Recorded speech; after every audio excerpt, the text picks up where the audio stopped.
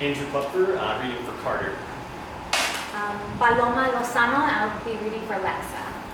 Garrett, McCann, I'll be reading for Jack, and I'll also be reading the stage directions. Alright. At Rise, Carter is alone in his study, talking on his phone. A storm rages outside, and we can hear the thunder. Perhaps the lights flicker as he talks. Sweetheart? Hi. While you're out, do you think you could drop at a liquor store? I'm running low on single malt. Yes, I see it's raining. But you're already out, are you not? What's the worst that can happen? You get wetter? Perfect. No, I turned the porch light out. Not interested in the distractions tonight. Get home safe. Love you. Bye. He hangs up and takes a seat behind his desk. After a deep exhale, he cracks his knuckles and begins to type on his computer. After a few moments, there's a clap of thunder and the lights go out. Hello? Sweetheart? He waits for a reply, but receiving none, moves to the fuse box. Seriously? A power outage during a stormy Halloween night? You may be omniscient, but you're a real hack writer. Suddenly the lights snap back on, but it's different this time. The lighting is wrong, and in the blackout, Jack and Lexa have appeared, draped casually over the couch, sitting on his desk. He is gaunt, pale, in a hospital gown, and she is wearing ripped clothing and blood trickling down her forehead. Who the hell are you? We'll get to that in due time, Carter. Why don't you take a seat? Oh, how did you get in here? It wasn't that hard. We know every inch of this place. We were born here after all. That's not... We've owned this house for... Today is the day for the impossible. For the tables to turn. Look, my wallet's upstairs. Let me run and grab it for you. What would we do with money? Besides, we know better than to come to a writer for cash, even one as successful as you. We're dead, not brain dead. Did you just say that you're... Just a bit of foreshadowing. You're familiar with the concept? I don't know who you people are, but... Oh, you know us. Better than anyone in the world. I really think you have me confused with someone else. You're the one who's not getting it. What do you think? Is it time for some exposition? I guess. It's so disappointing when you gotta spell every little thing out for your audience. Let's see if this jogs any memory. He lays flat on the couch dramatically. The beeping of a heart monitor is heard in the distance. Imagine me, once the picture of health and reckless vitality, now wasting away in a hospital bed, pitiful and dying, forsaken by the world. Punishment for my promiscuity and hubris. My death will one day inspire some niece or nephew, the only member of my family who's not ashamed of me, to go out and live boldly, but also be terrified of sexual intercourse.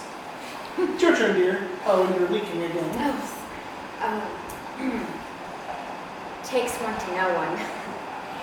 It's not too distant future, and the sexual tension between me and my female best friend has been building for years, until one night, we finally let go, and find transcendent ecstasy in each other's arms.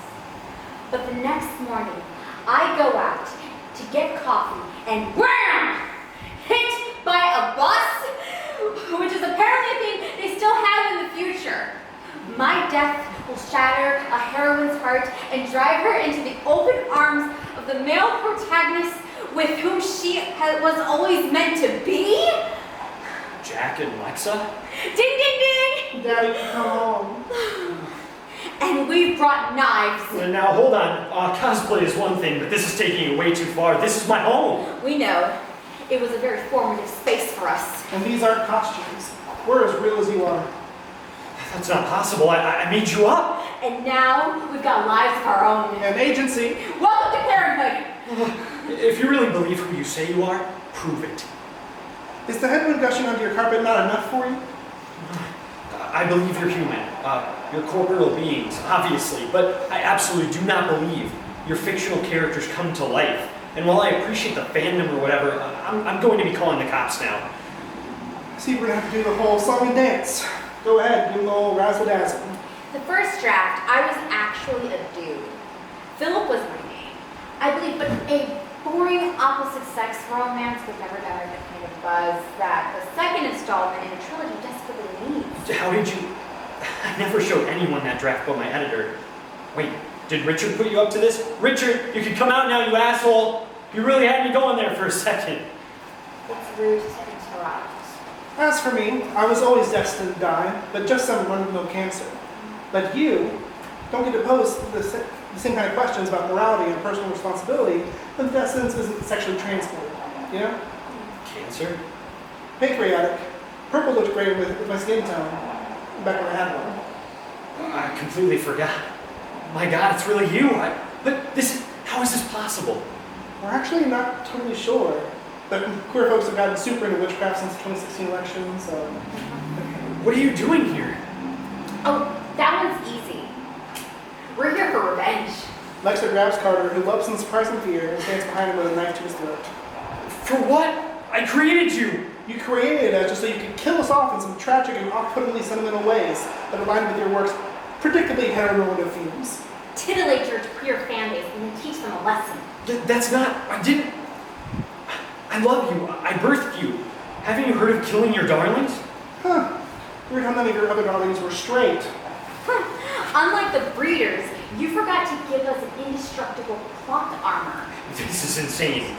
You do know gay people die in real life, don't you? So why shouldn't they in my books as well? You're just not getting it, are you? And you certainly didn't gift us with the patience or impulse control needed to continue explaining it to you. What do you say we start showing instead of telling? My pleasure. Jack pulls some rope from behind the couch. Where the hell did that come from? You picked a really strange time to suddenly start caring about convenient plot holes. What are you gonna do to me? Something deeply symbolic, of course. Take away someone you love.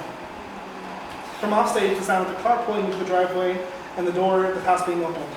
Ah, and there's Chekhov's spouse now. Lexa opens the desk door and removes duct tape. Then she places it over Carter's mouth. He tries his hardest to scream anyway.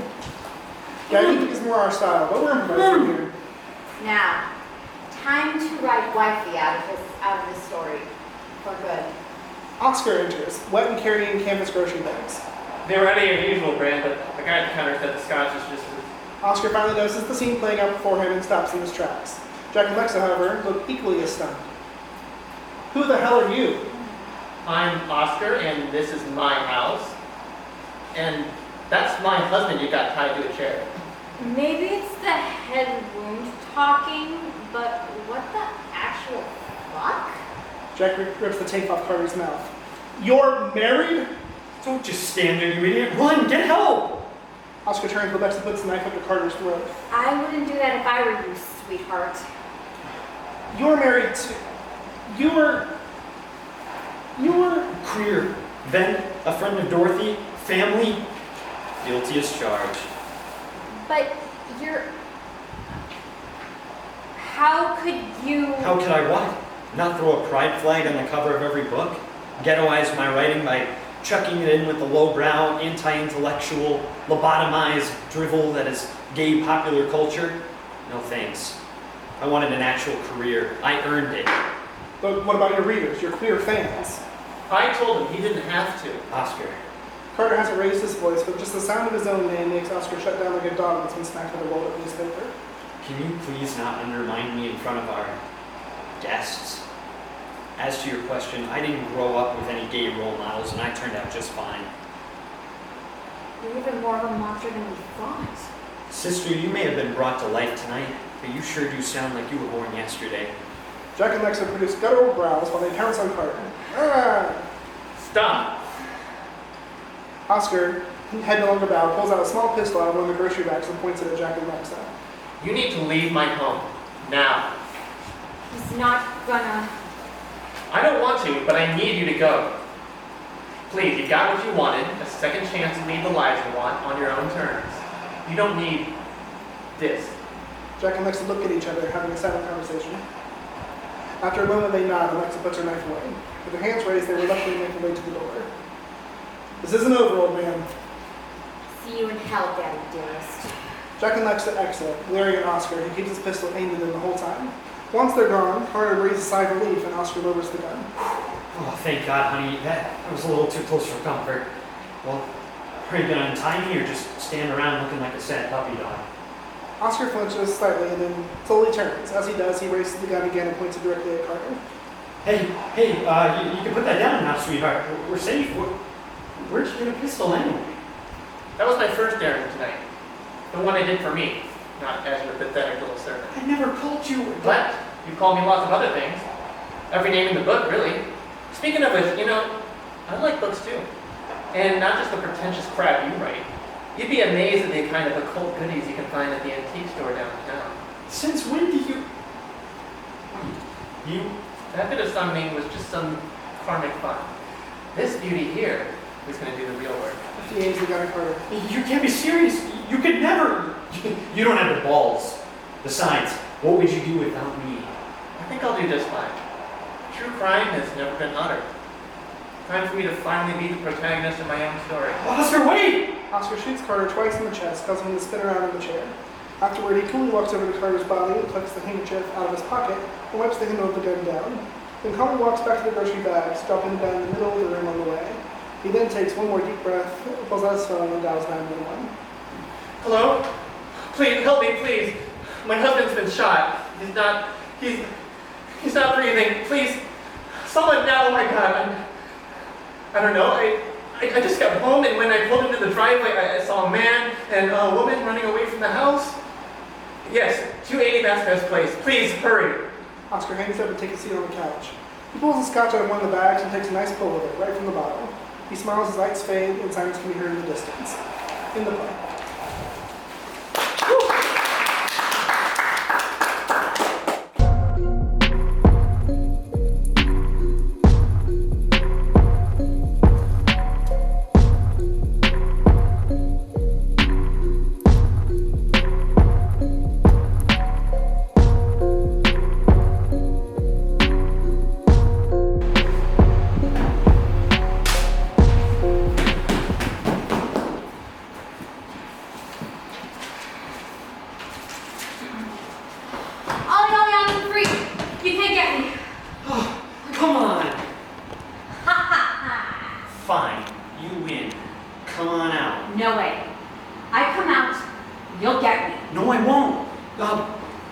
It's over. You won.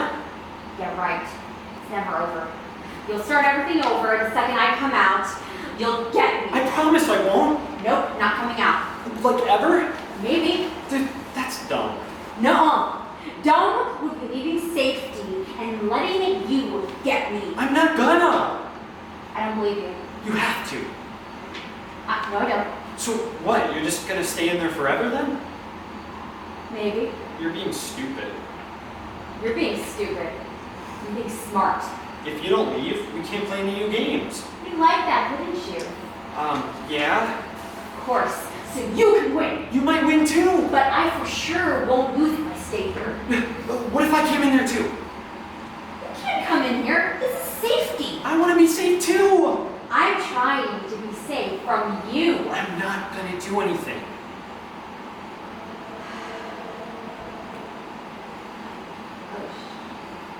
Well, you can't do anything in here anyway, but if you do, it doesn't count. Okay, then I'm coming in. Okay then. Olly, Oxen free.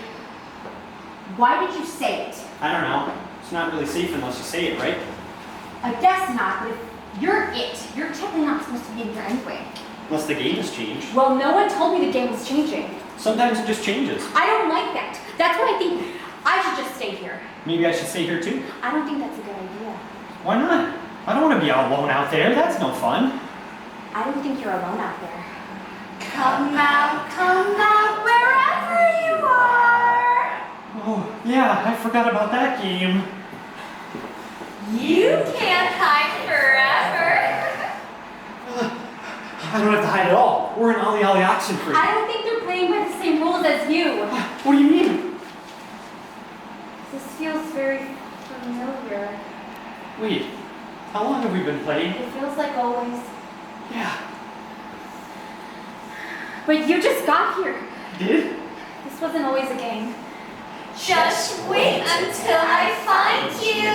I don't think I like the sound of that. Maybe we should call a timeout. That won't work. But those are the rules. If I call a timeout, the game stops. You'll be safe too. I don't think so. Where are you? Don't answer. I'm just gonna call a timeout. Even if you call timeout, your time will still run out. That's not fair. If they can't play right, then we should just quit. don't get to play anymore. Well, I don't want to play anymore. I remember. I said that too. It didn't matter. My time still ran out. I don't get it. No one got you. You're an Olly Oxen free. They didn't play by the rules. Didn't? And it's never safe. And neither are you. I said Olly Oxen free. It counts. It doesn't. Those are the rules. There are no rules. Then there is no game. I'm not playing with you, Marty. You better come out now. They make you think it's a game at first. You think it will be fun. There's no way to win. There's no game. Not for you. Olly Oxen free? It was never real. I remember now. I don't want to lose. I'm scared. It's very scary to lose. Once you lose, you never have to play again. Oh, I want to play a different game. Let's play a different game. I told you I don't get to play anymore. But then why are you here? This is where they left me when their game was done. Left you? You should go home. You should go home. So should you. I want the game to be over. I let myself be found. I said, I give up. You win. But they tagged me anyway. You gave up? I was an Olly Oxen free. I said, time out, I quit. It didn't matter. They kept tagging me. Tagging? Over and over, harder and harder. They tagged me until my words fell wet and sticky from my mouth. What? The game is only over when there's only one player left. I don't understand. Who are you? I lost. That's it. Game over, Marty. I'm scared. Can't win. You don't have to lose. How? Run. Run! Marty! Olly Oxen free. End the play.